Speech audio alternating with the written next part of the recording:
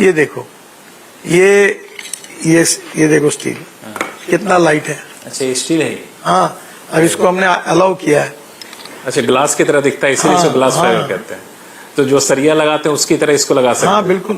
अच्छा, वो भी हैवी है कि और उससे मजबूत है ये। अच्छा। और रस्ट जंग लगता नहीं। जितना एक होता है स्टील का उसके बराबर देखो, 5 है। अल्टरनेटिव अच्छे मटेरियल जितने आएंगे। अरे वाह। हाँ। अभी कचरे को हम रोड में डाल रहे हैं। ये अहमदाबाद डॉलर रास्ते में हमें आपने मंगाया है सैंपल के लिए। नहीं, इसे इसको हम लोग मैं अल्टरनेटिव मटेरियल को इंकरेज करता हूँ। अच्छा, कि ग्लास फाइबर रेनफोर्समेंट है क्या। तो यहाँ पर नितिन गडकरी किस मटेरियल के बारे में बात कर रहे हैं, इसको हम डिटेल में समझेंगे और जो ट्रेडिशनल जो सरी होते हैं उससे भी कंपेयर करेंगे। और फाइनली आप ये कंक्लूजन निकाल पाएंगे कि आपको इसका यूज करना चाहिए या फिर नहीं करना चाहिए। अगर आप यूज कर सकते हैं तो कहाँ पर यूज कर सकते हैं। सबसे पहले इसको GFRP बोलते हैं, जिसका पूरा नाम है ग्लास फाइबर रेनफोर्समेंट पॉलीमर। ये एक एडवांस कंपोजिट मटेरियल है जो कि ग्लास फाइबर और पॉलीमर रेजिन से मिलकर बनता है। और जो आपके ट्रेडिशनल जो स्टील की रेनफोर्समेंट आते हैं ना, तो ये उसका एक अच्छा अल्टरनेट हो सकता है अगर आप कंपेयर करेंगे कोरोजन यानी कि जंग लगने के पॉइंट ऑफ व्यू से, लाइट वेट के पॉइंट ऑफ व्यू से, हाई स्ट्रेंथ के पॉइंट ऑफ व्यू से। तो ये एक एनवायरमेंट फ्रेंडली प्रोडक्ट भी है। एंड इसकी लाइफ के बारे में बात करें तो 100 साल से ऊपर की लाइफ है। तो अब ग्लास फाइबर वाले सरिये के कुछ एडवांटेजेस के बारे में बात करते हैं। तो सबसे पहला जो एडवांटेज है इसका वो है इसमें जंग नहीं लगता। तो ये एक नॉन मेटेलिक है, तो इसलिए मॉइस्चर, सॉल्ट वाटर, केमिकल के कॉन्टेक्ट में आने पर इसमें जंग नहीं लगता। और ब्रिजेस हो गए, मरीन स्ट्रक्चर या फिर कोस्टल एरियाज में इसका अगर आप यूज करते हैं तो ये बेस्ट चॉइस हो सकता है। सेकंड बेनिफिट इसका जो वेट है वो काफी लाइट है। तो स्टील के कंपैरिजन में 75% तक ये लाइट रहता है, जिसकी वजह से कंस्ट्रक्शन और ट्रांसपोर्टेशन कॉस्ट जो वो कम आता है। इसको हैंडल करना भी इजी है, जो लेबर कॉस्ट भी रिड्यूस करता है। एंड थर्ड नंबर पर अगर मैं इसकी टेंसाइल स्ट्रेंथ के बारे में बात करूं तो सरिये से जस्ट डबल होती है। फिर चौथा बेनिफिट है कि इसके अंदर इलेक्ट्रिसिटी पास नहीं होती। तो ऐसे कुछ सेंसिटिव प्रोजेक्ट्स होते हैं जैसे कि पावर प्लांट्स हो गया, हॉस्पिटल्स हो गया, एयरपोर्ट्स हो गया, तो वहां पर आप इसका यूज कर सकते हैं। एंड फिफ्थ बेनिफिट है इसकी जो लाइफ है ना वो 100+ ईयर्स है। अगर आप नॉर्मल सरिये की बात करें तो 50-60 ईयर्स की उसकी लाइफ रहती है। तो लाइफ भी जो है इसकी जस्ट डबल है। और छठा इसका सबसे बड़ा एडवांटेज है कि केमिकल्स का इसके ऊपर कोई भी इंपैक्ट नहीं होता। तो industrial plants, water treatment facilities, aggressive chemical environment के लिए काफी बेस्ट रहता है। अब बात है इसके एप्लीकेशन की, तो इसका आप यूज कहाँ पे कर सकते हैं। ब्रिजेस और फ्लाईओवर में इसका यूज हो सकता है, कोस्टल मरीन स्ट्रक्चर्स में इसका यूज हो सकता है, रेजिडेंशियल और कमर्शियल बिल्डिंग्स में यूज हो सकता है, हाईवे हो गए, रोड के पेवमेंट हो गए, हॉस्पिटल और रिसर्च सेंटर हो गए, पावर प्लांट्स हो गए, टनल्स और मेट्रो के प्रोजेक्ट्स हो गए। तो अभी तक तो मैंने इसके बेनिफिट्स बताया, इसकी ना कोई लिमिटेशंस भी है जिसके बारे में आपको पता होना चाहिए। तो इसका सबसे पहला लिमिटेशन है कि ऑन साइड बैंड नहीं होता लाइक स्टील। अगर किसी स्ट्रक्चर में बैंड या रेनफोर्समेंट चाहिए तो pre band GFRP bars order करने पड़ेंगे, जो एक्स्ट्रा प्लानिंग और कॉस्ट बढ़ा सकते हैं। फिर इसके अलावा इसकी मॉडुलस ऑफ इलास्टिसिटी, जिसको कि स्टिफनेस बोलते हैं, वो भी स्टील से कम होती है। इस वजह से इसमें डिफ्लेक्शन हो सकता है। सेकंड, स्टील से अगर आप कंपेयर करेंगे तो ये 1.5 से 2 गुना आपको कॉस्टली पड़ सकता है। तो इसकी इनिशियल कॉस्ट थोड़ी सी ज्यादा रहती है। हालांकि long term point of view से देखेंगे तो वो आपका सस्ता पड़ता है, लेकिन इनिशियल कॉस्ट कॉस्टली रहती है। नंबर 3, इसका यूज आप हॉरिजॉन्टल स्ट्रक्चर में कर सकते हैं, जैसे फॉर एग्जांपल आपका स्लैब्स हो गया या फिर आपके पेवमेंट्स हो गए। लेकिन अगर बात करें वर्टिकल स्ट्रक्चर की, जैसे कि कॉलम्स वगैरह, तो वहां पर इसका यूज आप नहीं कर सकते, सिर्फ और सिर्फ हॉरिजॉन्टल स्ट्रक्चर में ही कर सकते हैं। एंड नंबर 4 इज कि GFRP बार हाई टेम्परेचर पर डिग्रेड हो सकता है। अप्रॉक्स 600 डिग्री के ऊपर स्ट्रेंथ लॉस होने लगता है। एंड स्टील का मेल्टिंग पॉइंट जबकि 1500 डिग्री तक रहता है। एंड इसकी शेयर स्ट्रेंथ भी अगर आप स्टील से कंपेयर करेंगे तो कम होती है, जो कि बीम और स्लैब रेनफोर्समेंट डिजाइन करने में काफी चैलेंजिंग क्रिएट कर सकता है। एंड लास्ट में सबसे इंपॉर्टेंट पॉइंट कि स्टील रेनफोर्समेंट के लिए proper IS code, ACI codes और यूरो कोड्स अवेलेबल है, लेकिन GFRP के लिए डिजाइन गाइडलाइंस अभी भी डेवलपिंग फेज में है। तो लिमिटेड डिजाइन डेटा होने की वजह से स्ट्रक्चर इंजीनियर्स हेजिटेट होते हैं इसको यूज करने में। एंड इसका एक सॉल्यूशन भी है। इंटरनेशनल कोड जैसे ACI 440.10, CSA S807, ASTM D7205 को आप फॉलो कर सकते हैं।